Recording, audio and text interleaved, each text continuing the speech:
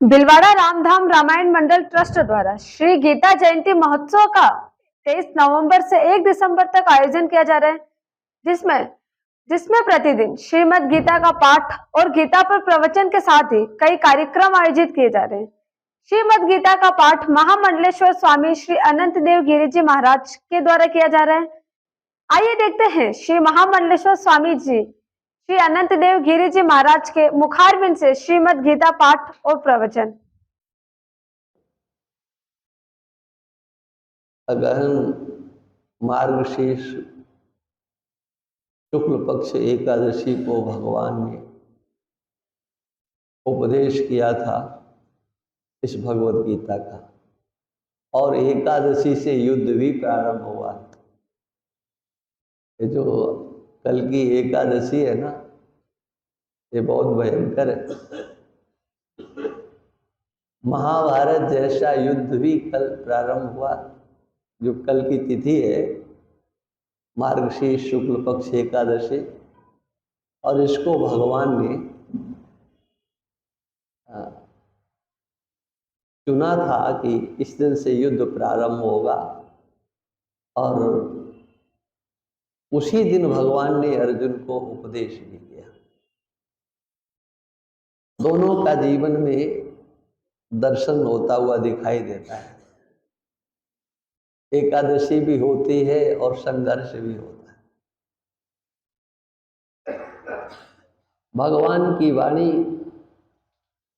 अर्जुन को निमित्त बना करके की गई, और अर्जुन को निमित्त भी भगवान ने ही बनाया। ये बात आप ध्यान रखना, क्योंकि भगवान के संकल्प के बिना कुछ होता नहीं है। ऐसा भगवान के अंतर में आया कि अस्त्र शस्त्रों से तो युद्ध हो जाएगा, ये बाह्य विजय तो अर्जुन की होनी ही है, लेकिन ये तो महाभारत अंतर में चलता ही रहता है। कभी सात्विकी प्रवृत्तियां हमारे जीवन में दिखाई पड़ती हैं, कभी राजसी प्रवृत्तियां दिखाई पड़ती, आसुरी प्रवृत्तियां दिखाई पड़ती। भगवद गीता के 16वें अध्याय में भगवान कृष्ण ने दैवी संपत्ति और आसुरी संपत्ति का वर्णन किया। एक प्रकार से सच ये है कि ये दोनों ही अध्याय, 16वां अध्याय और 17वां अध्याय, मानवता को सुरक्षित व्यवस्थित करने के लिए, मनुष्य मात्र के लिए कितने आवश्यक उपदेश भगवान के द्वारा दिए गए। जैसे हम दर्पण के सामने खड़े हो जाते हैं तो अपना चेहरा हम अपने आप देख लेते हैं। किसी दूसरे की आवश्यकता नहीं होती कि भाई बताओ हमारा चेहरा कैसा है। दर्पण हमारे चेहरे को स्वयं दिखाने की स्पष्ट अनुभूति कराता है कि इसने बता दिया। इसी प्रकार से ये भगवान कृष्ण की वाणी भी एक दर्पण का स्वरूप है। किसी और से मत पूछो कि हम कैसे हैं। दूसरा तो प्रशंसा भी कर सकता है या उपहास भी कर सकता है कि जरा जाओ अपना शीशे में मुंह देखो, तब पता लगेगा कि आप कैसे हो। ये भी तो वो बोल सकता है। भगवान शंकर के जो गण थे, उन्होंने नारद जी से कहा कि ब्याह करने के लिए जा रहे हो, मुंह तो देखा नहीं पहले। अरे ब्याह करने से पहले कम से कम मुंह तो देख लेते कि मुंह हमारा ब्याह करने लायक है, हमारी शक्ल ब्याह करने लायक है कि नहीं। दर्पण में मुख देखने की बात तो अच्छी है, लेकिन किसी दूसरे को मत कहो। हमारे एक संत कहते थे कि बोले गुस्सा आए तो दर्पण में मुंह देख लो तो पता लग जाएगा कितनी गुस्सा है, तो वो कम हो जाएगा। लेकिन किसी को गुस्सा आ रहा हो और उसके सामने दर्पण कर दो, जरा मुंह देख लो अपना, तब क्या होगा? है ना। तो दर्पण तो स्वयं के लिए है ना, दूसरे को दिखाने के लिए नहीं है। ऐसे ये भगवान की जो वाणी है वो स्वयं के लिए है। ये हम लोग जो उपदेश करते हैं ना, वो तो इसलिए कि कोई काम नहीं है, कोई दूसरा धंधा नहीं है, कुछ न कुछ करना चाहिए, अच्छा करें। तो भगवान की वाणी से इतर और अच्छा क्या हो सकता है जिसकी चर्चा किया जाए, अन्यथा तो क्या है। हम भगवान के प्रति कितने श्रद्धालु हैं, ये इसी से पता लगता है ना कि वाणी उनकी कही जा रही है, भगवत गीता की चर्चा हो रही है, लेकिन महत्व कितने लोग दे पा रहे हैं, समय से कितने आ पा रहे हैं। ये 9 दिन तक का चलने वाला है, कल पूरा हो जाएगा, लेकिन सीसीटीवी कैमरे में देख लेना चाहिए कि हाँ कितने आए कितने नहीं आए, गिनती कर लो। और हम तो देख ही रहे हैं कि जो सामने हैं कितने हैं। आखिरी तक लगता है कि हाँ कुर्सियां आज तो काफी लोग हैं, और फोटो भी आखिरी की ली जाती है कि वो आखिरी में आया वो भी न रह जाए, उसका भी फोटो आ जाए।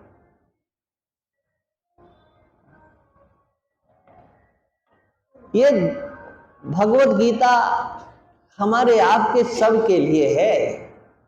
किसी अन्य से मत पूछो आप कहां खड़े हो। 16वें अध्याय में दैवी संपत्ति और आसुरी संपत्ति का वर्णन है। 17वें अध्याय में आप कैसे हो, बोले आपकी श्रद्धा से पता चलेगा। तो आपकी श्रद्धा कैसी है, सात्विकी है कि राजसी है कि तामसी है। आपका व्यवहारिक जीवन कैसा है, सात्विकी है कि राजसी है कि तामसी है। ये सब वर्णन आपको सुनने को पढ़ने को मिलता है। इसलिए आवश्यक है कि हम देखें कि ये उपदेश अर्जुन के लिए दिया गया है या हमारे लिए दिया गया है। अर्जुन को निमित्त बना करके भगवान ने सीधे सीधे बहुत कम बोला है।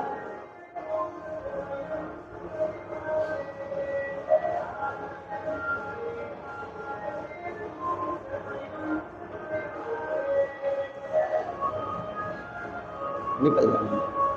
श्री राम जय राम जय जय राम, श्री राम जय राम, श्री राम जय राम जय जय राम, श्री राम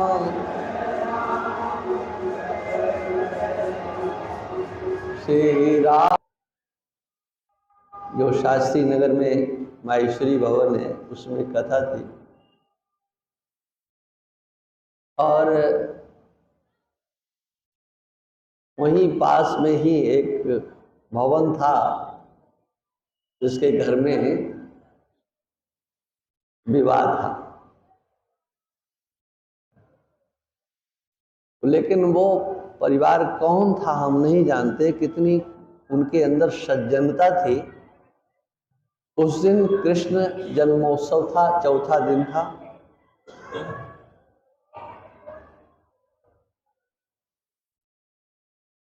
उस उनकी कमी नहीं है, देखो वो तो इसी तरह से आए हैं, उनके आह्लाद आनंद है। अब यहाँ कोई ऐसा है नहीं कि जो चारों तरफ से बंद कर दिया जाए, है ना। तो उनके लिए तो इससे बड़ा और आनंद, ब्रह्मानंद परमानंद, जितने आनंद है सब वहीं पर इकट्ठे हैं, है ना। तो वो सज्जन ने, हमें पता नहीं था, नहीं तो मैं थोड़ा जल्दी कथा कर देता।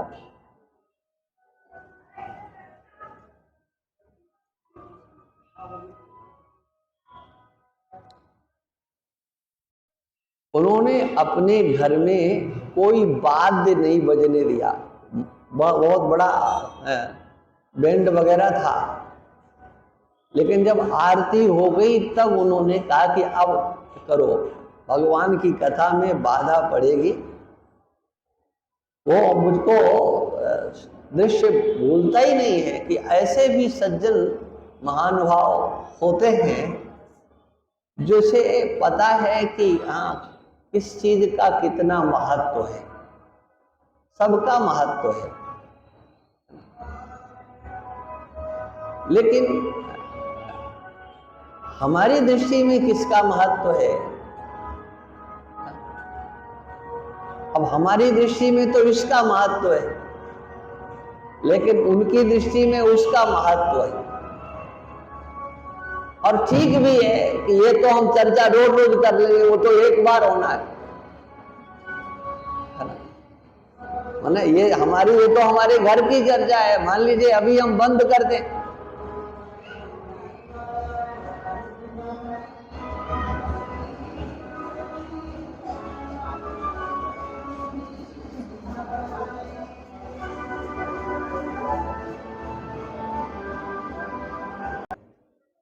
लेकिन उसके लिए है जो भगवान के प्रति श्रद्धान्वित हो।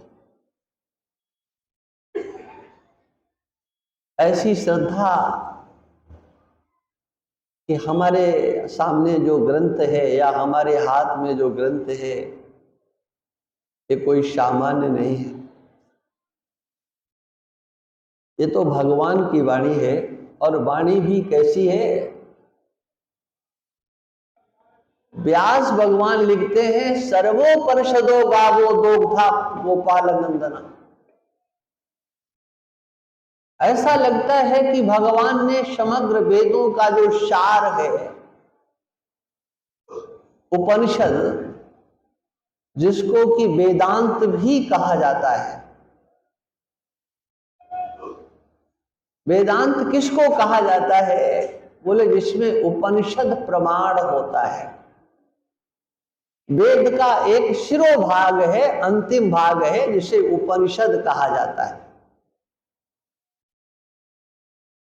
और उसी को वेदांत कहा जाता है। उसका अगर सरल भाषा में, सीधी भाषा में अर्थ किया जाए वेदांत का, तो इस वेदांत शब्द का अर्थ होता है निर्णय, वेद का निर्णय, अंतो निर्णय। भाष्यकार भगवान शंकराचार्य भगवान ने अंत शब्द का अर्थ किया है निर्णय। मानवाकृति प्राप्त जीव का कर्तव्य क्या है? उसका निर्णय जिसमें किया गया है वह विशेष भाग, वेद का विशेष भाग, और उसी को उपनिषद कहा जाता है। तो ये गीता क्या है? तो व्यास भगवान लिखते हैं, सर्वोपनिषदो गावो। जितनी भी उपनिषद हैं, ऐसा समझ लो उनको एक रूपक बनाया वो गाय की तरह से। अब गाय का उपयोग तो दूध प्राप्त करने के लिए होता है, और दूध निकालने के लिए दूध निकालने वाला चाहिए, और गौ माता सरलता से दूध दे दे उसके लिए बछड़ा चाहिए। एक रूपक बनाया गया, दोग्धा गोपाल नंदना। नंद नंदन भगवान कृष्ण उन गायों का, उपनिषद रूपी गायों का जो सार तत्व है उसे निकालने के लिए स्वयं दोग्धा बन गए, माने दोहने वाले बन गए। और ऐसा शास्त्र में नियम है कि बछड़े के बिना दूध निकालना नहीं चाहिए। तो बछड़ा किसको बनाया जाए? बोले पार्थो वत्सा। अर्जुन को भगवान ने बनाया बछड़ा। बछड़े को देखते ही गौ माता के स्तनों में दूध आ जाता है स्वाभाविक रीति से। लेकिन आप जानते हो कि जो दूध निकालने वाले होते हैं वो बछड़े को छोड़ते हैं, किस लिए? जाकर के दूध पी ले। बछड़े को जो छोड़ा जाता है बछड़े को दूध पिलाने के लिए नहीं, पूर्ण रीति से गौ माता के स्तनों में दूध आ जाए, बस वो देखता रहता, अब आया आया, बस तुरंत हटा दिया और दूध निकाल लिया। बछड़े के लिए दूध नहीं, दूध तो वो अपने परिवार के लिए, अन्यों के लिए, अपने लिए निकालता है, बछड़े के लिए नहीं। इसी प्रकार से भगवान कृष्ण के द्वारा जो समग्र उपनिषदों का विज्ञान रूपी जो दुग्ध है उसका दोहन किया गया अर्जुन को बछड़ा बना करके, निमित्त बना करके। ये व्यास भगवान का वचन और शंकराचार्य भगवान ने तो स्पष्ट कर दिया, अर्जुनम निमित्ती कृत्य, अर्जुन को भगवान ने निमित्त बनाया। फिर ये दूध किसके लिए? ये गीता रूपी जो दुग्ध है ये है किसके लिए? तो बोले जिसके पास दिमाग है उसके लिए, जिसके पास अच्छी बुद्धि है। व्यास भगवान कहते हैं सुधीर भोक्ता, सुधी ही जो बुद्धिमान है वह इस उपनिषद रूपी गायों से निकाला गया गीता रूपी जो दुग्ध है ये अरे गहरे नत्थु खैरे के लिए नहीं है। तब जिसके पास अच्छी बुद्धि है, जिसके विचार अच्छे हैं, जिसका आचरण अच्छा है, जिसने अपने दिमाग से कुछ निश्चय किया है और वो अच्छा निश्चय किया है। जितना भी व्यवहार हमारा आपका सबका संपादित होता है, कैसे होता है? देखो ये मोबाइल है, इसे आप देख रहे हैं ना, देख रहे हैं, इसको भी देख रहे हैं, इसको भी देख रहे हैं, हमको भी देख रहे हैं, इस मेज को भी देख रहे, सबको देख रहे, ठीक है। अच्छा कैसे देख रहे हो बताओ जरा? आंख से देख रहे हैं ना? अच्छा दिमाग से देख रहे हैं कि नहीं?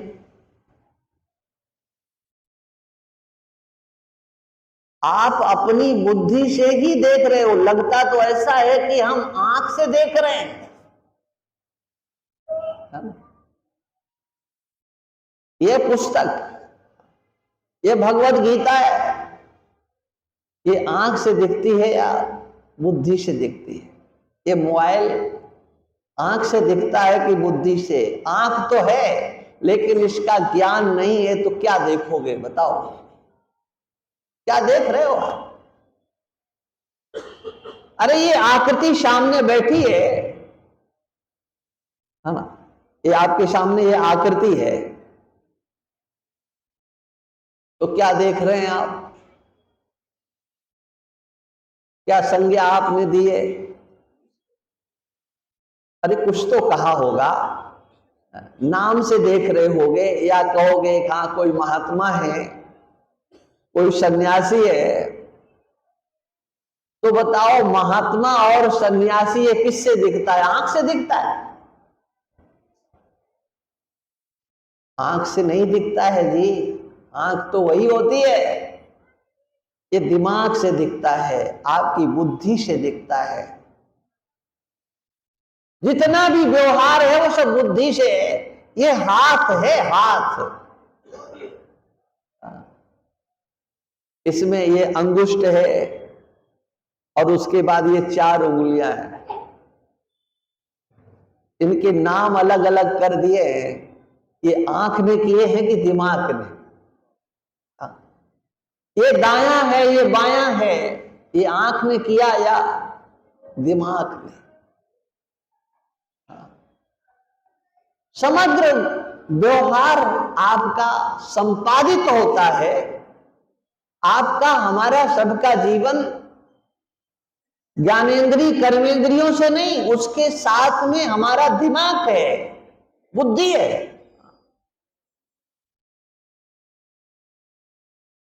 और जहां बुद्धि साथ इंद्रियों से छोड़ देती है, मन कहीं अलग चला गया, दिमाग कहीं अलग चला गया, तो ठोकर लगती है। और फिर लोग कहते हैं देख के चलो, तो कोई उसने पट्टी थोड़ी बांध रखी थी। अरे मन इधर उधर चला गया, दिमाग इधर उधर चला गया और ठोकर लग गई। ये समग्र व्यवहार, और वो व्यवहार कैसा भी हो सकता है हमें वो व्यवहार अच्छा ना लगे, लेकिन आप करते तो दिमाग से ही है ना। या हमारा व्यवहार आपको अच्छा ना लगे, किसी को डांटा जाता है तो बताओ डांटने वाला पहले से जानता है कि नहीं इसका फल क्या होगा? वो जानता है कि हम इसको कुछ बोलेंगे, डांटेंगे तो कुछ असर होगा। हाँ, अब असर नहीं हो तो बात अलग है, लेकिन डांटने वाले है के दिमाग में तो यही होता है कि हमारे डांटने का असर होगा। किंतु कुछ ऐसे भी होते हैं कि डांट खाते रहते, चिकने गड़े हो जाते और कुछ नहीं होता, और फिर डांटने वाला भी थक जाता है। ये तो बस गए काम से, इनको कुछ कहो ही मत, कहते चिकने गड़े हो गए। ये कैसे पता लगा कि चिकना गड़ा हो गया? अरे घड़ा तो नहीं हो गया, वो तो आदमी है। बोले हाँ नहीं, जैसे चिकने घड़े पर पानी नहीं ठहरता है, ऐसे ये हमारी उपदेश की जो वर्षा है ना, ज्ञान की वर्षा, ये उसके ऊपर ठहरेगी नहीं। ये तो बस हाँ,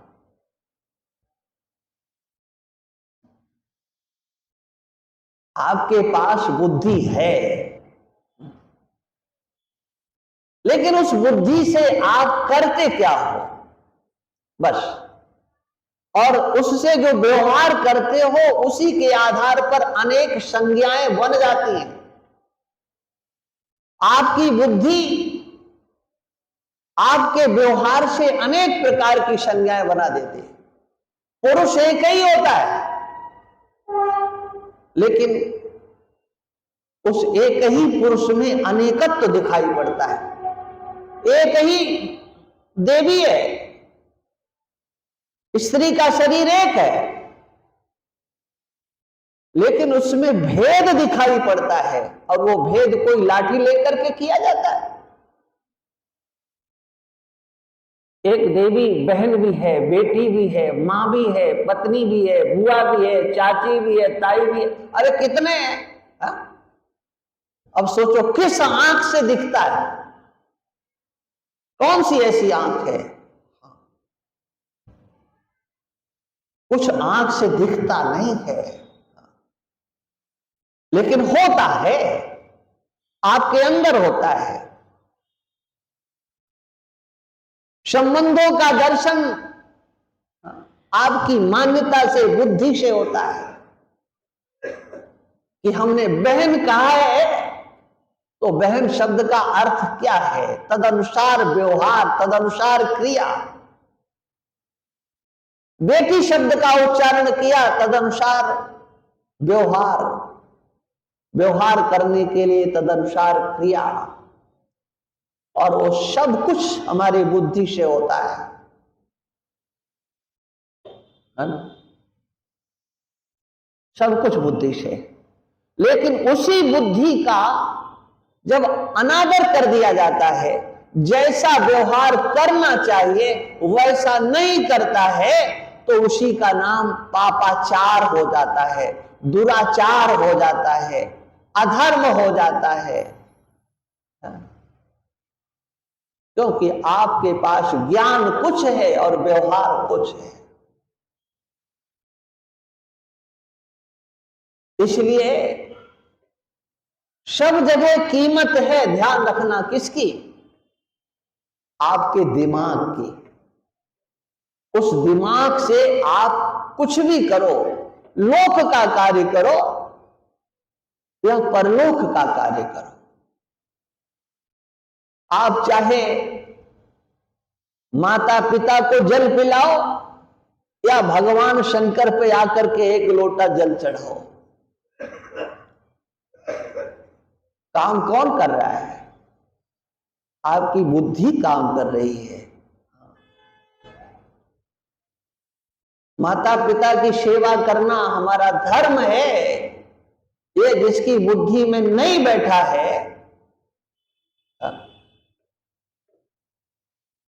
वो क्या करेगा? अरे भगवान शंकर यहां विराजमान है, राम जी विराजमान है, शिव जी विराजमान है, तो किसके लिए विराजमान है? जिसकी बुद्धि में यह है कि भगवान है। लेकिन कोई दूसरा भी तो हो सकता है। यहां रामधाम में अब तो बड़ी सुरक्षा हो गई, कैमरे भी लग गए, सब बहुत बढ़िया है। रामपाल को पता होगा ना पहले कैसा क्या था स्वरूप जो है। भगवान के श्रृंगार को उतार करके घंटा घंटा ले जाते थे। बोले इनको बजाना होगा तो दूसरा ले आएंगे। उन्हें डर नहीं लगता भगवान से कि भगवान क्या कहेंगे, हमारा घंटा काय के लिए लेकर के जा रहे हो, हमारे बर्तन काय के लिए ले जा रहे हो, हमारा मुकुट काय के लिए ले जा रहे हो। बस नहीं चलता नहीं तो भगवान को ही उठा ले जा। वो नहीं डरते हैं, वो बहुत निर्भय होते हैं। भगवान से भी हर कोई नहीं डरता है, वो डरने वाले ही डरते हैं। और वो भय कहां होता है? वो हमारे दिमाग में होता है। जो कुछ भी व्यवहार है वो बुद्धि से हो है। और इसीलिए यहां तो कई वर्ष हो गए हैं ये गीता जयंती होते, लेकिन कितनों ने अपनाया कि हम चलो रोज गीता का पाठ करें, और जो भगवान ने कहा है उसे अपने जीवन में लेकर के आए। हम भगवान की वाणी को अपनी बुद्धि का विषय नहीं बना पाए। और ध्यान रखना, यदि वाणी बुद्धि का विषय नहीं, यदि भगवान की वाणी बुद्धि का विषय नहीं बनेगी तो हम भगवत गीता से क्या ले पाएंगे? और व्यास भगवान ने तो स्पष्ट कर दिया क्या कि भगवान ने बड़ा श्रम किया है। समग्र गीता के अध्याय के अंत में एक वाक्य मिलता है, एक शब्द मिलता है, बराबर मिलता है, गीतासु उपनिषत्सु। प्रत्येक अध्याय के अंत में लिखा होता है गीतासु उपनिषत्सु। एक भगवत गीता क्या है? ये उपनिषदों का सार है। जो कुछ वेद भगवान में कहा गया है, वेदों के अंतर वह सब गीता में है। लेकिन है किसके लिए? तो कहा गया ये है बुद्धिमानों के लिए, शुद्धि भोक्ता। दूध तो है, लेकिन कैसे पीना है, कब पीना है, ये ज्ञान तो होना चाहिए ना। ये गीता जैसा भगवान का दिव्य उपदेश जो मनुष्य को मानवता से युक्त करता है, और उस मानवता से युक्त मनुष्य अपने को भी समझता है और ईश्वर को भी समझता है, और ईश्वर और अपने को समझते हुए इस दृश्यमान जगत को भी वो समझता है। ये दिखाई पड़ने वाला संसार और नहीं दिखाई देने वाला ईश्वर, और इन दोनों को जिसके द्वारा देखा जाता है, जिसके मूल में बैठा हुआ है, जो अपना अहम, उस तीनों का जो विज्ञान है अगर किसी से हो सकता है तो ये भगवान की वाणी से हो सकता है। हम अपने को ही जब नहीं जानते हैं तो ईश्वर को क्या जानेंगे। अपने को हम जान लेंगे तो हम ईश्वर को भी पहचान लेंगे, और नहीं तो भगवान प्रत्यक्ष होते हुए भी भगवान को भगवान के रूप में उस अवतार काल में भी नहीं माना। दुर्योधन ने कहा होंगे भगवान, क्या करेंगे हमारा क्या कर लेंगे, हमारा कुछ बिगाड़ नहीं सकते, उसे डर नहीं लगता। विराट स्वरूप दिखाकर के भी भगवान उसके अंदर अपनी भगवत्ता प्रतिष्ठित नहीं कर पाए। अर्जुन ने जब विराट स्वरूप देखा तो अर्जुन ने कहा कि बस समझ गया मैं आप कौन है। भगवान तो मैं आपको पहले ही मानता था, है ना। आप देखें गीता के दूसरे अध्याय का 7वां श्लोक, तो कहा कि अब हम आपकी शरण में हैं। शरण तो ले लिया, लेकिन पूर्ण रीति से ईश्वर की ईश्वरता के रूप में प्रतिष्ठा अर्जुन के अंदर कब आई? जब भगवान ने विराट स्वरूप दिखाया। भगवान उपदेश देते रहे, और जब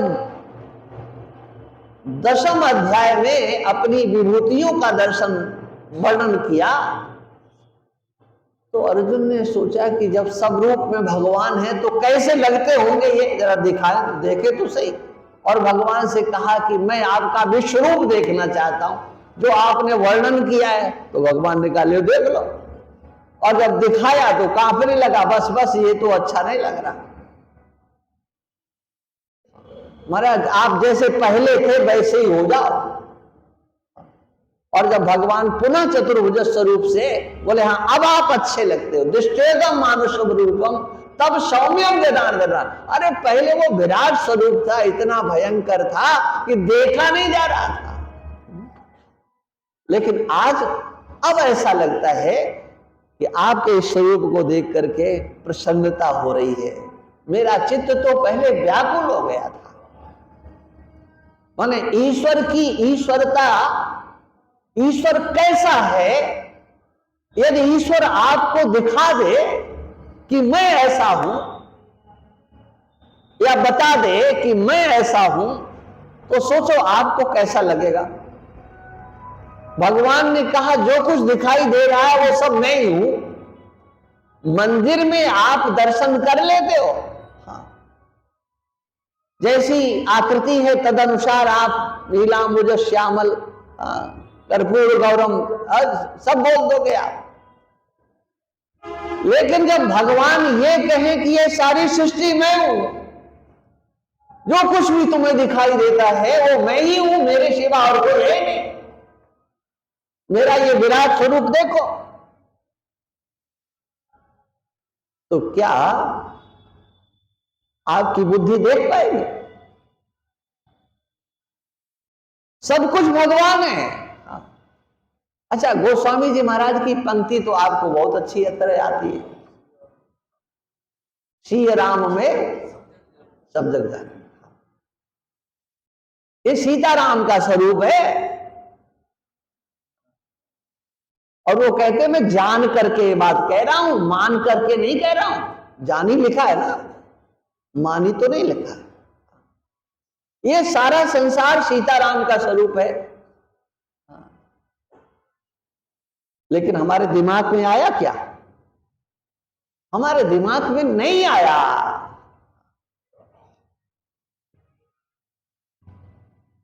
और यही तो बात है ना। इसलिए ईशावास्योपनिषद का मंत्र कहता है, ईशावास्यमिदं सर्वम यत्किंच जगत्याम जगत तेन त्यक्तेन मुंजीता।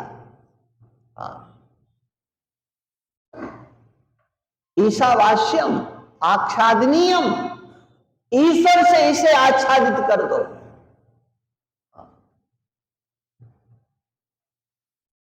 ये समग्र संसार ईश्वर से ढक दो, ढक दो ईश्वर से। ईश्वर के सिवा कुछ नहीं। सोचिए कैसा लगता है कि ईश्वर के सिवा कुछ नहीं। बुद्धि काम नहीं करती। और बुद्धि काम इसलिए नहीं करती है कि जैसा ईश्वर है वैसा हमने ईश्वर को समझा नहीं। हमने अपनी मान्यताओं से उसको बांध दिया और इत्थमेव कह दिया, ऐसा ही है, इतना ही है। और भगवान कृष्ण ने इसी भगवत गीता में अब कौन सा अध्याय सुनाए आपको और कौन से श्लोक की व्याख्या करें? जो मन में आता है बोलते चले जाते हैं। भगवान कृष्ण ने कहा, अवजानन्ति माम मूढ़ा मानुषीम तनुमाश्रितम। ये संसार के मूर्ख लोग मुझे कितना समझते हैं, ये 3.5 हाथ का, अरे जैसा मेरा शरीर वैसा इनका शरीर। ये वसुदेव नंदन है, नंद नंदन है, ये भगवान क्या है? अवजानन्ति माम मूढ़ा, मुझे क्या समझते हैं? ये अमुक के पोते हैं, अमुक वंश में उत्पन्न हुए हैं, ऐसी इनकी आकृति है। हाँ, ये अक्कलवान ज्यादा है। ये यदुवंशियों की कहानी बता रहा हूं आपको। यदुवंशी भगवान को भगवान नहीं जानते थे, अक्कल ज्यादा है बस। ये थोड़ा जादू मंत्र ज्यादा कर लेते। हाँ, इसके सिवा क्या है? आए का भगवान क्या है? अवजानन्ति माम मूढ़ा मानुषीम तनुमाश्रितम परम भाव अजानन्तो मम भूत महेश्वरम। मेरे उस स्वरूप को कहां वो जानते हैं? मैं सबका महेश्वर हूं, महान ईश्वर। महेश्वर माने महान ईश्वर। महान माने उससे श्रेष्ठ कुछ नहीं। महेश्वर माने महान ईश्वर। महाशासो ईश्वरा महेश्वरा, जो महान है, जो ईश्वर भी है, ऐसा वो भगवान। मुझे वो जानते नहीं है। अरे हम कितना जानते हैं? भगवान कहते हैं, यथार्थ रीति से मेरे को कितने लोग जानते हैं? मेरे वह अलौकिक स्वरूप को कितने लोग जानते हैं? और नहीं जान पाते हैं। क्यों नहीं जान पाते? क्योंकि भगवान कृष्ण ने जहां से गीता का प्रारंभ किया, उपदेश अर्जुन को देना प्रारंभ किया, उस भाग को हम छोड़ करके भगवत गीता को पढ़ते हैं, उसे तो हाथ जोड़ लेते हैं। ये दूसरे अध्याय का जो सांख्य योग है, ये तो किसी दूसरे के लिए है, अपने लिए तो है ही नहीं। और उसमें भी कुछ दिखाई पड़ता है तो केवल इतना दिखाई पड़ता है, कर्मण्येवाधिकारस्ते। भगवान ने देखो कहा है कर्म करो, कर्म करने में तुम्हारा अधिकार है, फल में अधिकार नहीं है।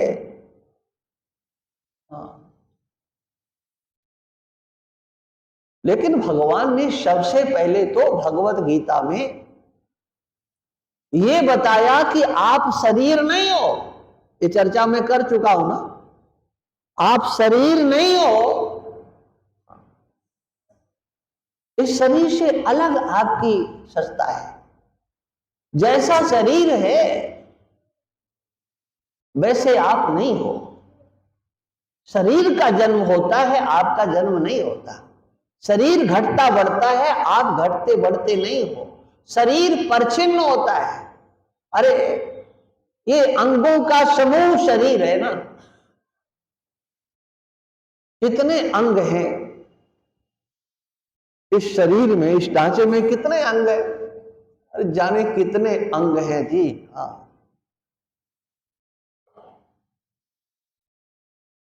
अब मान लीजिए एक दो अंग नहीं हो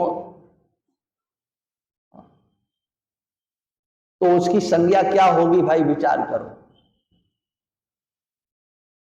तो उसको आदमी नहीं कहा जाएगा क्या? मान लीजिए कोई कानों से बहरा नहीं सुनाई देता तो उसकी संज्ञा बदल जाएगी। आंख नहीं हो तो बदल जाएगी। अगर हाथ नहीं रहे तो क्या कहा जाएगा? बदलेगा नहीं। फिर बताओ वो मनुष्य किसका नाम है? एक परिकल्पना है, लेकिन वो है कहां? उसकी व्याप्ति कहां है? इसकी, आपकी। आप इस संपूर्ण शरीर में कहां हो जी? पैर के अंगूठे में और हाथ के अंगूठे में अंतर है, दूरी है। पैर की चमड़ी में और मस्तक की चमड़ी में अंतर है, दूरी है ना? लेकिन पैर के अंगूठे में कांटा लगे या चुभा करके देखा जाए और मस्तक में चुभा करके देखा जाए, बताओ कहां दर्द ज्यादा होगा, कहां कम होगा? एक साथ होगा कि अलग अलग होगा? इस संपूर्ण शरीर में जहां कहीं पर भी क्रिया हो रही है, जो भी व्यवहार हो रहा है, वहां आपकी चैतन्यता व्याप्त है। आपकी चैतन्यता से ये शरीर जीवित है। शरीर से आप जीवित नहीं हो। शरीर से आप जीवित नहीं हो, शरीर आपसे जीवित है। आप शरीर को छोड़ दोगे, आप चले जाओगे, दूसरा शरीर मिल जाएगा। आपसे इसकी सत्ता है, इससे आपकी सत्ता नहीं है। और इसीलिए जीव अविनाशी है, मरता नहीं है। और ये सनातन धर्म की ही विशेषता है कि यहां पर मृत्यु नाम की चीज है ही नहीं, और ये बताया जाता है। एक 15 दिन का सप्ताह होता है, आप जानते हो ना, 15 दिन का सप्ताह। वो 15 दिन का कार्यक्रम होता है, 2 सप्ताह मिलाकर के 15 दिन, और केवल पानी देने का कार्यक्रम होता है। किसको देते हैं, है ना, जो सामने नहीं है, लेकिन फिर भी देते हैं। कहा कहीं न कहीं तो होंगे। ये 15 दिन हमारे सनातन धर्मियों के बताने के लिए जीव मरता नहीं है। ये श्राद्ध पक्ष जो होता है, यही बताने के लिए। कहां गए? तो कल्पना तो अच्छी की जाती है ना। पहले पत्र डाला जाता था तो उसका कोना थोड़ा सा वो कर दिया जाता था। बात बहुत अच्छी लिखी जाती थी, है ना। लेकिन कोना फाड़ दिया जाता था। और फटे हुए कोने की पहचान क्या थी? जो डाकिया लेकर के आता था गांव में, तो देखते थे कोई ऐसा फटाफट कोना वाला तो नहीं, तो जिसका होता था उसको एकाएक नहीं बताते थे, धीरे से बताते थे। लिखा उसमें बहुत अच्छा होता था कि अमुक जी महाराज, अमुक जी अब साकेत वासी हो गए हैं, वैकुंठ वासी हो गए हैं, गोलोक वासी हो गए हैं, परम पद प्राप्ति हो गई। ये अच्छी बातें सब लिखी होती थी उसमें, कहीं नहीं लिखा होता था। अब भले ही लिखने लगे हो बात अलग है, क्योंकि कंप्यूटर का जमाना, ज्यादा पढ़े लिख गए हो कि कहीं नहीं लिखा होता था कि मर गया, यही कहते थे बढ़िया जगह चला गया, गोलोक गया, वैकुंठ गया, साकेत गया, भगवत धाम गया। अब यहां नहीं है तो कौन गया? बस उसी की चर्चा भगवान सबसे पहले भगवत गीता में करते हैं। और वास्तविकता यह है कि कहीं जाना आना भी नहीं होता है, लेकिन मानते हैं कि गया, आ गया, गया और आ गया। एक अद्वितीय तत्व के सिवा दूसरा कुछ है ही नहीं। जैसे ये आकाश न कहीं जाता है न आता है। एक घड़ा बनाने वाले के द्वारा बनाया गया,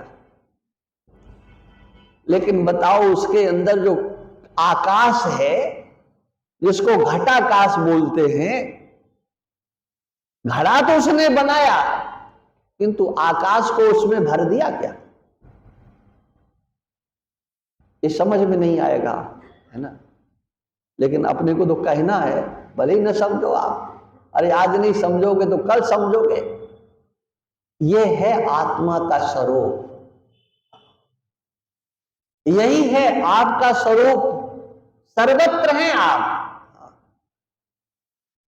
कोई ऐसी जगह नहीं है जहां आप नहीं हैं। लेकिन आपको लगता है कि हम राम धाम में हैं, या यो सत्संग सुन करके नहीं, हम इस शरीर में हैं। अरे जैसे शरीर में सर्वत्र आपकी व्याप्ति है, आपकी चैतन्यता है, आपकी चैतन्यता से चाहे पैर हो, चाहे आंख हो, चाहे मस्तक हो, सब चैतन्य जैसे भाषित होते हैं। आप वह स्वरूप हो, यह भगवान कृष्ण के द्वारा पहले बताया गया। स्पष्ट भगवान कहते हैं, नित्या सर्वगता स्थान रचनो यम सनातना। लेकिन क्या यह बात कभी समझ में आ पाएगी? और हमारे सभी आचार्य, चाहे शंकराचार्य भगवान हो, चाहे रामानुजाचार्य भगवान हो, कोई भी आचार्य हैं, इस श्लोक की व्याख्या इधर से उधर नहीं कर सकते हैं। ये ईश्वर की ईश्वरता का वर्णन नहीं है, ये जीव के जीवत्व का, आत्मा का वर्णन है। क्या वर्णन है? नित्य, वो हमेशा रहने वाला, सर्वगतः, सर्वत्र है, स्थाणु भी है, माने उसमें कोई क्रिया नहीं है। सूखा पेड़ जो होता है उसको स्थाणु कहते हैं। स्थाणु की तरह से थोड़ी सी हवा चलती है तो जो डालियां हैं, पत्ते हैं, टहनियां हैं, हिलती है। लेकिन जो ठोट होता है ना, यही ठूंठ ही बोलते हैं ना, क्या बोलते हैं, ठूंठ में कुछ हिला डुला नहीं। आंधी आओ, तूफान आओ, पानी बरसो, ओला गिरो, ठूंठ तो ठूंठ, उसमें कोई क्रिया नहीं दिखाई पड़ती है। तो कहा इसी प्रकार से जो आत्मा का स्वरूप है वो निष्क्रिय है, कहीं जाता आता नहीं है, अचल, लबालब भरा हुआ है, लबालब। ये स्वरूप है किसका? ये आत्मा का स्वरूप है। तो सोचो, जब आत्मा ऐसा है तो परमात्मा कैसा होगा? अवजानन्ति माम मूढ़ा मानसीम तन्वाश्रितम। ये संसार के मूर्ख लोग मुझे आकृति वाला मानते हैं, मनुष्य देह वाला मानते हैं, मेरे परम भाव को वो नहीं जानते हैं। और नहीं जानते हैं तो उसका कारण क्या है कि ये मूर्ख लोग अपने को ही नहीं जानते हैं तो मेरे को क्या जानेंगे? यदि जीव अपने जीवत्व का दर्शन कर ले कि मैं कैसा हूं, तो परमात्मा की प्राप्ति में विलंब कहां है? ईश्वर तो मिला मिलाया है। देश काल दिश विद सौमागी, कहु सो कहां जहां प्रभु नाही। कौन ऐसी जगह है जहां पर भगवान नहीं है? लेकिन क्या हमें मिला? हम तो आज भी रो रहे हैं, कब मिलोगे? क्योंकि हमने उसको एक आकृति के रूप में देखने की कोशिश की, अपनी मूर्खता को भगवान के ऊपर आरोपित कर दिया। हमने माना कि हम शरीर वाले हैं, हम 2 हाथ वाले हैं, तो ज्यादा उसके 4 हो जाएंगे। अरे 4 नहीं होंगे तो 1000 हो जाएंगे, लेकिन होगा तो हाथ पैर वाला ही। इस अपनी समझ को मैंने ईश्वर पर आरोपित किया। ईश्वर के उस परम स्वरूप को, परम भाव को हमने समझने की चेष्टा नहीं की।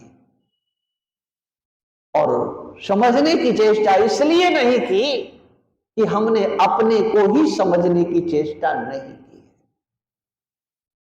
आप घर में रह करके कभी ये नहीं कहते हो कि हम घर हैं, लेकिन इस शरीर में रहते हुए आप अपने को कहते हो कि मैं मनुष्य हूं, मैं 3.5 हाथ का पुतला हूं। इसमें रहने वाले आप हो, रहो, कहीं भी रहो, लेकिन उससे तो आप अलग हो। एक दिन मैंने कहा था ना, जिसको आपने मेरा कहा है ना, वो आपसे अलग हो गया। जिसको आपने देखा वो आपसे अलग हो गया। जिसको आपने जाना वो आपसे अलग हो गया। जिसका आपको ज्ञान हुआ वो आपसे अलग हो गया। ये अकाट्य सिद्धांत में आपको सुना रहा हूं, इसकी व्याख्या तो चाहे सप्ताह भर करो चाहे महीना भर, ये कथा ही ऐसी है कि जो कभी पूरी नहीं हो सकती है। आपने जिसे जाना वो आपसे अलग, आपने जिसको देखा वो आपसे अलग, है ना? ऐसा अनुभव होता है कि नहीं? जिसको भी आप देखो, अरे बुद्धि से देखो, बुद्धि से देखा और आपसे अलग हो गया वो दिमाग से। लेकिन बताओ, दिमाग तुम्हारे पास है, इसमें गारंटी क्या है? अपने दिमाग से देखा कि पड़ोसी के दिमाग से देखा? क्या बोलोगे? अपने दिमाग से। तो तुम्हारा दिमाग तुम्हारे पास है? उस दिमाग को समझने वाला कोई है कि नहीं? उस बुद्धि को जानने वाला कोई है कि नहीं? सारा व्यवहार बुद्धि से करते हो, और जो बुद्धि से व्यवहार नहीं करता कहते तो पागल हो गया। तो आप कोई पागल तो नहीं हो। बोले इसका तो दिमाग खराब हो गया, ये तो बुद्धि से भ्रष्ट हो गया। माने आपकी बुद्धि है, इसको जानने वाला कोई है, और वो कौन है? और यही भगवान कृष्ण ने कहा कि देखो, दिमाग को समझ लो, और फिर दिमाग के बाद जो दिमाग को जानने वाला उसे समझ लो। अच्छा, दिमाग बताओ, उसकी आकृति क्या है? आपके मन की आकृति क्या है? आपके दिमाग की, आपके बुद्धि की आकृति क्या है? क्योंकि आपकी आदत तो आकृति वाले को समझने की पड़ी हुई है। जो आकृति वाला है उसे हम अच्छी तरह से देखेंगे, लेकिन बताओ आपकी बुद्धि की आकृति क्या है? आकृति नहीं है, लेकिन फिर भी आप उसे समझ रहे हो कि नहीं? उसकी लंबाई चौड़ाई आप नाप रहे हो कि नहीं? इसका दिमाग कम है, इसका दिमाग ज्यादा, तो कम और ज्यादा किस आंख से देखा आपने? उस बुद्धि को आपने देखा कैसे? और जिससे देखा वो क्या है? और यही तो दर्शन है, यही तो भगवान कृष्ण ने कहा, यो बुद्धे है परतस्तुसा, जो बुद्धि से परे तत्व है जरा उसे समझने की चेष्टा करो। और जो बुद्धि से परे तत्व है वो कोई दूसरा नहीं है, वो आप ही हो, आपके सिवा दूसरा कोई नहीं है। इसलिए भगवान का जो विज्ञान है वह आपको बताने के लिए, आपको समझाने के लिए, यहां तक कि भगवान का आपने दर्शन किया तो बताओ उसका परिणाम क्या है? आपकी बुद्धि ने आपके भगवान को प्रत्यक्ष कर लिया साधना करके, लेकिन बताओ परिवर्तन कुछ हुआ कि नहीं हुआ? यदि भगवत साक्षात्कार प्राप्त करके जो आप हैं वैसा आपको ज्ञान नहीं हुआ तो समझो आपने भगवान को देखा ही नहीं है।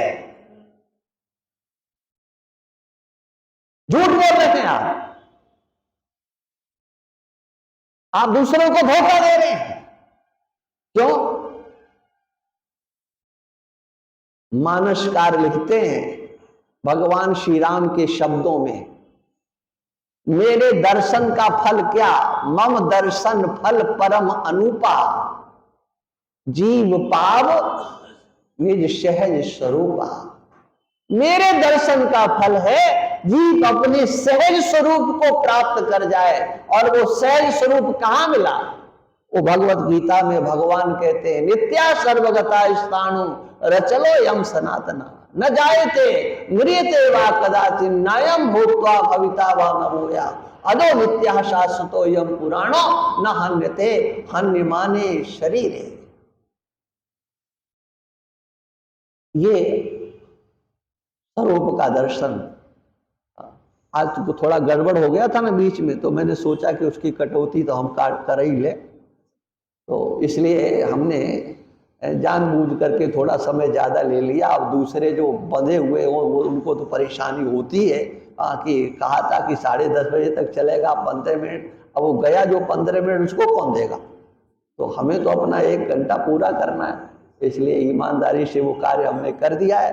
और हमारे कन्हैया लाल मुंदड़ा जी ये रोज रोज कहते हैं कि सम्मान करना है महात्माओं का, तो आ जाएं, फटाफट आ जाएं, नहीं अब लोग उठ जाएंगे तो हम नहीं, अब जयकारा नहीं लगा रहे, जयकारा हम लोग नहीं लगा। विशेष अनुग्रह से कृपा से ये दिव्य सत्संग गीता ज्ञान सत्र रामनाम रामायण मंडल ट्रस्ट के तत्वाधान में कल पूर्णाहुति की हो रहा है। आप सबसे निवेदन है कल 7 बजे गीता का, अगर पूरा समग्र गीता का पाठ होगा महावीर जी भट्ट के द्वारा 7 बजे से 9 साढ़े 9 बजे तक गीता जी का पाठ और तत्पश्चात स्वामी जी के प्रवचन में आनंद है।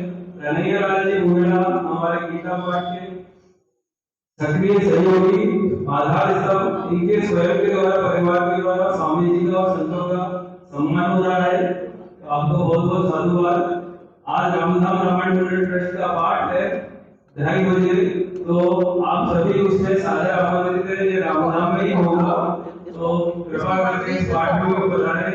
ये एक्टिविटी गतिविधि कई वर्षों से, लगभग 60 वर्षों से अधिक समय से रामधाम में चल रही है और रामधाम के वरिष्ठ जन इस गतिविधि में पार्टिसिपेट करते हैं। तो आप सबसे ये निवेदन है कि इसमें पधारें और इसका भी आनंद लें। धन्यवाद।